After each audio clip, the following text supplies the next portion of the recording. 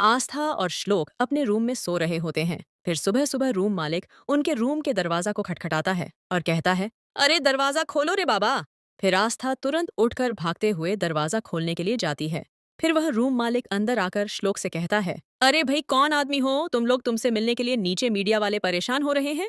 चलो नीचे। फिर आस्था और श्लोक उनकी बात सुनकर हैरान हो जाते हैं। फिर जैसे ही श्लोक को पता चलता है कि मीडिया वाले बाहर खड़े हुए हैं, फिर श्लोक आस्था को जल्दी से अपनी सभी सामान पैक करने को कहते हैं। फिर आस्था पूछती है, श्लोक लेकिन सामान पैक क्यों करना है? फिर श्लोक चिल्लाकर कहता है, आस्था बस तुम अपना सामान पैक करो। फिर दोनों अपने सामान पैक करके बाहर आते हैं तो उनको देखकर मीडिया वाले उनके पास भागते हुए जाते हैं और श्लोक के मुंह के पास माइक रखकर कहते हैं, श्लोक सर आप इतने बड़े आदमी होकर भी इतनी सस्ती लॉज में क्यों रह रहे हैं? लेकिन श्लोक उनकी बात का कोई जवाब नहीं देता और मीडिया वाले को गुस्से से देखते हुए वहां से जाने लगता है। लेकिन मीडिया वाले उनका पीछा करते हुए उनके पीछे पीछे जाने लगते हैं। श्लोक वहीं रुक जाता है और बहुत गुस्से से अपना हाथ उठाकर मीडिया वाले को दिखलाने लगता है। फिर मीडिया वाले वहीं डर कर रुक जाते हैं। फिर श्लोक आस्था का हाथ पकड़कर वहां से चले जाते हैं। इधर निरंजन श्लोक के घर छोड़ने के बाद अपने कमरे में उदास होकर बैठा रहता है। फिर निरंजन न्यूज़पेपर पढ़ने लगता है और न्यूज में श्लोक को टैक्सी ड्राइवर में देखता है। फिर वह तुरंत भागते हुए नीचे जाता है और वरद को जोर जोर से चिल्लाने लगता है। फिर वरद और सोजल उनकी आवाज सुनकर भागते हुए उनके पास आते हैं। फिर निरंजन न्यूज़पेपर को वरद को दिखलाता है। फिर वरद पेपर देखने के बाद जल्दी से टीवी चालू करते हैं और टीवी में भी श्लोक का ही न्यूज आ रहा होता है, जिसमें दिखाया जाता है श्लोक टैक्सी चला रहा होता है और सस्ती सी लॉज में रहने लगता है। फिर वो न्यूज देखकर निरंजन बहुत सदमे में आकर नीचे बैठ जाते हैं। फिर थोड़ी देर बाद वहां से उठकर अपने कमरे चले जाते हैं और अपने कमरे में आकर श्लोक का फोटो देखने लगते हैं। फिर फोटो को पकड़कर भागते हुए नीचे की ओर जाने लगते हैं। फिर वरद उसे रोक लेता है और कहता है, बाबा कहाँ जा रहे हैं? फिर निरंजन कहता है, मुझे अपनी गलती का एहसास हो गया है। मैं अपने बच्चे के बिना नहीं रह सकता, इसीलिए मैं श्लोक को ढूंढने जा रहा हूँ। फिर वरद कहता है, आप मत जाओ, मैं जाता हूँ ना श्लोक को ढूंढने के लिए। आप जाएंगे तो मीडिया वाले आपको परेशान करेंगे। फिर निरंजन कहता है, ठीक है जाओ, लेकिन श्लोक को लेकर ही घर आना। फिर वरद और सोजल उसे ढूंढने के लिए जाते हैं। इधर आस्था और श्लोक पैदल हाईवे रोड में चल रहे होते हैं। फिर आस्था कहती है, श्लोक बस, और मैं आगे नहीं जा सकती, मेरे पैर पे दर्द हो रहा है। अब हम जाएंगे कहाँ? हमने लॉज भी छोड़ दिया है।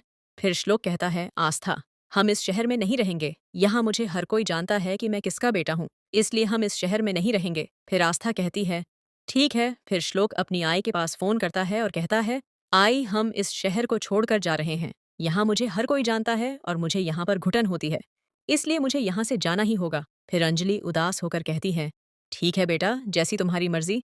इधर वरद और शोजल उसी लॉज में आते हैं जहां पर आस्था और श्लोक पहले रह रहे होते हैं और उसी जगह पर मकान मालिक खड़ा रहता है।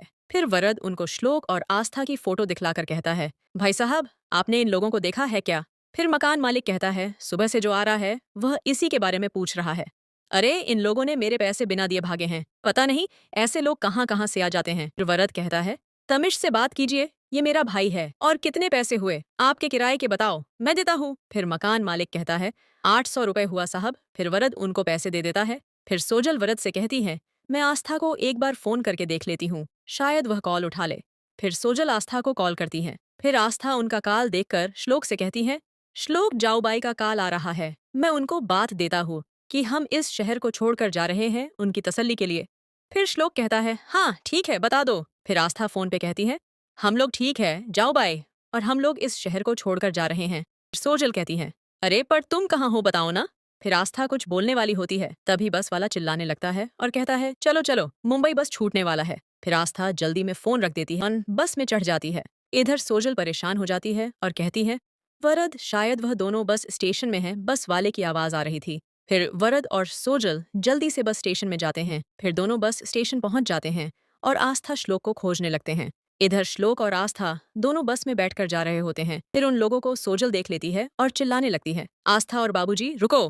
फिर सोजल वरद को बस रोकने के लिए कहती है, लेकिन वरद चुपचाप खड़ा हो जाता है। फिर सोजल भागकर उस बस को रोकने के लिए जाती है, लेकिन वरद उनका हाथ पकड़कर सोजल को रोक लेता है और कहता है, सोजल उन लोगों को जाने दो। फिर सोजल घबराकर कहती है, अरे ये आप क्या कह रहे हो? फिर वरद कहता है, यह बात किसी से मत कहना कि तुमने उन दोनों को यहाँ पर देखा है। फिर सोजल सोचने लग जाती है, आखिर वरद ऐसा क्यों कर रहा है।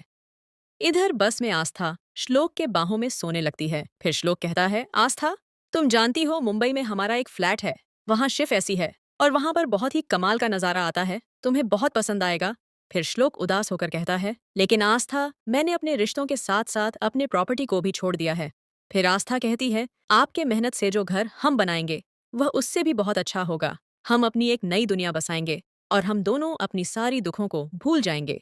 फिर श्लोक कहता है, अरे नौटंकी बस करो, रुलाएगी क्या। फिर दोनों मुस्कुराने लगते हैं। इधर घर में वरद और सोजल आते हैं। फिर निरंजन उन लोगों को देखते ही भागते हुए उनके पास जाते हैं और कहते हैं, कहाँ है मेरा बच्चा, बताओ। फिर वरद कहता है, बाबा, हम दोनों ने उसे बहुत ढूंढने की कोशिश की, लेकिन उन लोगों का कुछ पता नहीं चला। फिर सोजल वृद्ध की तरफ देखने लगती है, क्योंकि वृद्ध झूठ बोल रहा होता है। फिर निरंजन कहता है, अरे वो लोग कैसे नहीं मिला पुणे, इतना बड़ा शहर तो नहीं है जो नहीं मिला, तुमने देखा नहीं श्लोक कैसे दर दर की ठोकर खा रहा था और वो टैक्सी भी चलाने लग गया है।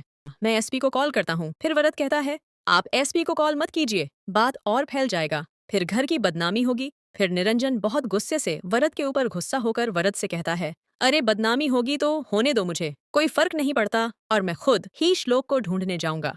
मुझे बस मेरा बेटा चाहिए। फिर निरंजन श्लोक को ढूंढने के लिए बाहर जाने लगता है। फिर वरद निरंजन का हाथ पकड़कर उसे रोक लेता है और कहता है, बाबा संभालिए अपने आप को, मैं हूं ना। आपको मैं वचन देता हूँ कि श्लोक को वापस घर में लेकर आऊंगा। आप मुझ पर विश्वास कीजिए, मैं भी आपका बेटा हूं ना। फिर निरंजन कहते हैं, हाँ ठीक है, जाओ, उसे जल्दी से उसे ढूंढ कर लाओ। इधर कालिंद्री अंजलि के पास आश्रम में आती है और पूछती है, श्लोक और आस्था कहाँ चले गए हैं।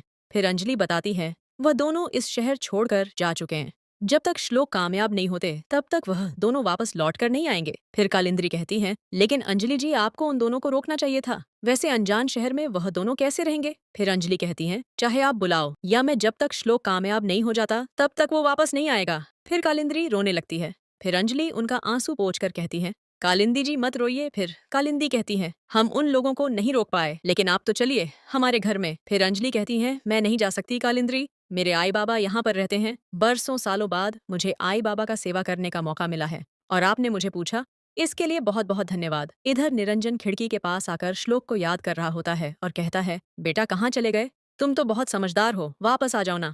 इधर आस्था और श्लोक जिस बस में सफर कर रहे होते वह बस 5 मिनट के लिए रुकता है। फिर आस्था और श्लोक वहां पानी पीने के लिए बस से उतर जाते हैं। फिर आस्था जग से ही पानी पीने लगती है। फिर श्लोक भी जग से पानी पीने लगता है, लेकिन श्लोक को जग से पानी पीने नहीं आता और वो पानी को नीचे गिरा देता है। उसे देखकर आस्था बहुत हंसने लगती है और कहती है, श्लोक कैसे पानी पीते हो, ठीक से पीजिए ना। फिर श्लोक कहते हैं, मुझे ऐसे पानी पीने नहीं आता है। फिर आस्था कहती है, चलो श्लोक, मैं आपको पानी पिलाती हूँ। फिर आस्था अपने हाथ में पानी डालकर श्लोक को पानी पिलाती है। फिर श्लोक पानी पीने के बाद उसी पानी से मुंह को भी धोने लगता है। फिर आस्था अपने पल्लू से उनके मुंह को पोंछती है। फिर श्लोक मुस्कुराते हुए आस्था को गुदगुदी कर देता है और फिर दोनों हंसने